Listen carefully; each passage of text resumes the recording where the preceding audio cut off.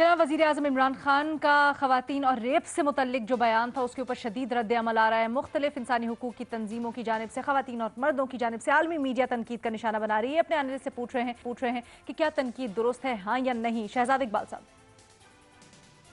देखिए, ये वही माइंडसेट है विक्टिम ब्लेमिंग का जो हमें बार बार नजर आता है।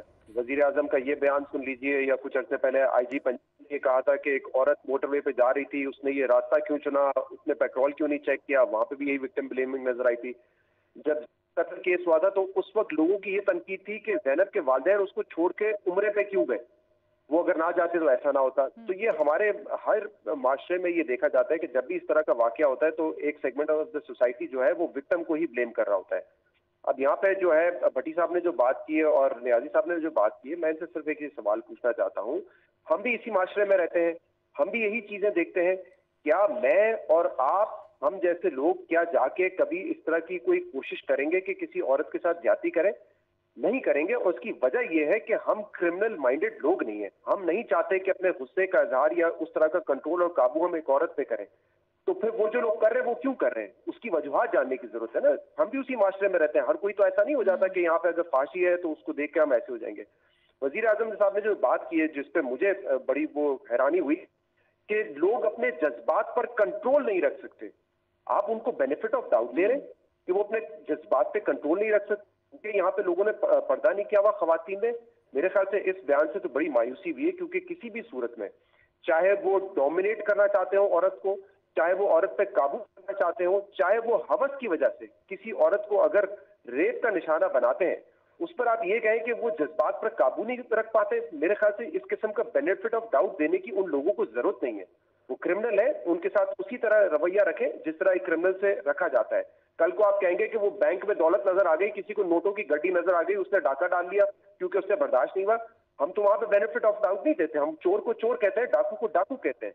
तो फिर यहाँ पे क्यों इस तरह की हम डिस्क्रिमिनेशन करते हैं कि औरतों की बात करते हैं। और अभी जो नियाजी साहब ने बात की कि मजहबी इकदार है, हमारे वैल्यू सिस्टम है, तो हमारे जो मजहबी इकदार है उसमें हमेशा बात औरत की क्यों होती है? इमरान खान साहब ने ये नहीं कहा कि मर्दों के हवाले से तो ये मजहब में हुक्म है कि आपकी निगाह औरत पर अगर पड़ती है जो कि महरम नहीं है तो दूसरी निगाह उस पर नहीं पड़नी चाहिए। ये लेक्चर मैंने नहीं सुनता। हम आमतौर पे आप देखेंगे कि हमेशा औरत की साइड की बात होती है। ये लेक्चर कोई नहीं देगा आपको कि अगर आपकी नजर पड़ गई तो आप दूसरी निगाह ना डालें। इसी तरह जो वैल्यू सिस्टम है, क्या वैल्यू सिस्टम है हमारे यहाँ कि किसी औरत ने अगर नहीं नकाब किया हुआ या पर्दा नहीं किया हुआ तो आप उसके साथ ज्यादती कर देंगे? ये हमारे वैल्यू सिस्टम का हिस्सा नहीं है। तो फिर हम यूं क्यों कहते हैं कि अपने वैल्यू सिस्टम को डिफेंड करने के लिए इस तरह की मिसालें दी जाती हैं? ये बात अभी जो रीमा ने की है, मेरे ख्याल से ये एक फैक्ट है कि गुस्से का इजहार हो या औरत पे काबू कंट्रोल करने के लिए बुनियादी रीजन ये सामने आता है रेप करने का, और एक सेकेंडरी रीजन ये आता है कि हवस है। अगर हवस भी इसका रीजन है तो उस शख्स को आप जस्टिफाई नहीं कर सकते। उसकी हवस को, उस शख्स की हवस को, अगर वो किसी के ज्यादती करता है उस हवस की वजह से, तो उसको ना आप जस्टिफाई कर सकते हैं, ना उसके बारे में आप इस तरह की बात कर सकते हैं कि देखें क्योंकि औरत ने ये लिबास पहना हुआ था तो वो जज्बात पे कंट्रोल नहीं कर सकी। अभी रिसेंटली हमने प्रोग्राम भी किया था, जस्टिस मंसूर अली शाह साहब की जो एक बड़ा तारीखी फैसला है, उसमें उन्होंने दो टोक अल्फाज में ये कहा है कि ट्रायल मुल्जिम का होना चाहिए। जो मुतासरा खातून या शख्स है उसका ट्रायल नहीं होना चाहिए। ना तो उसके किरदार पे बात करें इन्वेस्टिगेशन के वक्त, ना जब वो मामला कोर्ट में जाए। ना आप उसके किरदार पे बात करेंगे, ना उसके लिबास पे बात करेंगे, ना उसके माजी पे बात करेंगे। इन चीजों पे आपने बात नहीं करनी है। आपने उसको एक विक्टिम के तौर पे डील करना है, मुतासरा शख्स के तौर पे डील करना है, और ट्रायल जो है वो मुल्जिम का होगा। तो मुझे लगता है कि ये कहना खासतौर पे वजीर आजम साहब का कि लोग अपने बात पे कंट्रोल नहीं कर पा सकते, गैर मुनासिब बात थी, नहीं करनी चाहिए।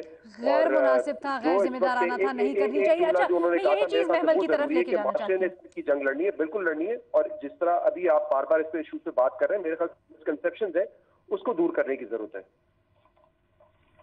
बिल्कुल।